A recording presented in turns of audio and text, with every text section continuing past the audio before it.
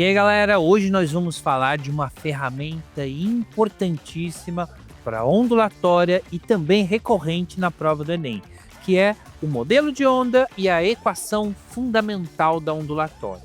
Bom, gente, primeira coisa, o que é o tal do modelo de onda?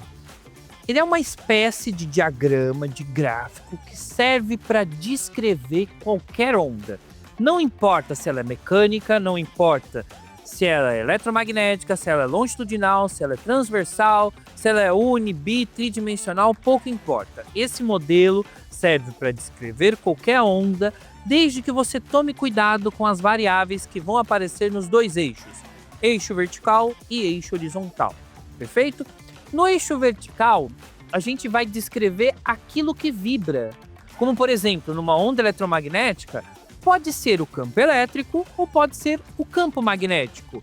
Numa onda sonora, pode ser a pressão do ar. Numa onda em uma corda, pode ser o quê? A medida de deslocamento da corda de cima para baixo, beleza? Então essas são as variáveis que a gente vai descrever no eixo da vertical. Aquilo que vibra. Agora, no eixo da horizontal, nós vamos encontrar duas possibilidades. Nós podemos descrever como essa onda vibra em função do tempo e nós podemos descrever como essa onda vibra em função da propagação, em função da distância, em função do tempo e em função da propagação. E aí tem uma tática por trás desse modelo de onda.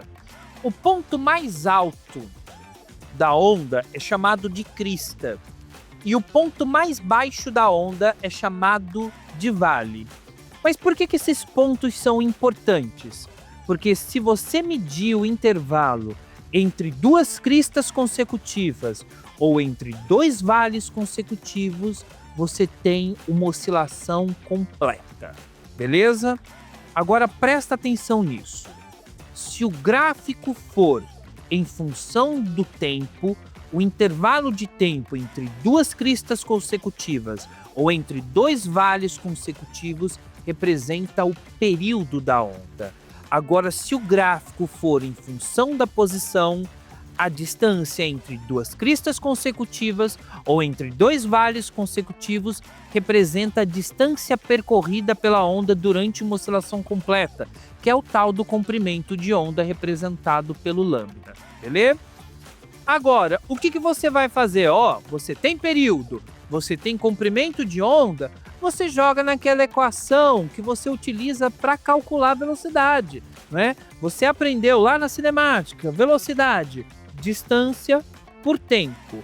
E aí pensa da seguinte forma, eu tenho a velocidade, e se eu considerar que a distância percorrida é a distância em uma oscilação completa, então a distância vira comprimento de onda.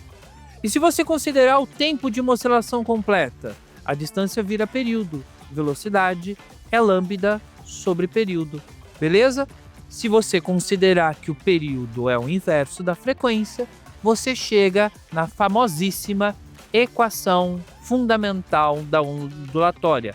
Velocidade é comprimento de onda vezes frequência, é o V lambda F, perfeito? Fique esperto, utiliza a tática correta para identificar o comprimento de onda ou o período, fica atento ao eixo horizontal do gráfico para identificar corretamente essas variáveis e ande a parada ao seguinte princípio. Quem define a velocidade de uma onda é o meio que transmite essa onda, beleza? E quem define a frequência de uma onda é a fonte que gera essa onda. Perfeito? Um beijo.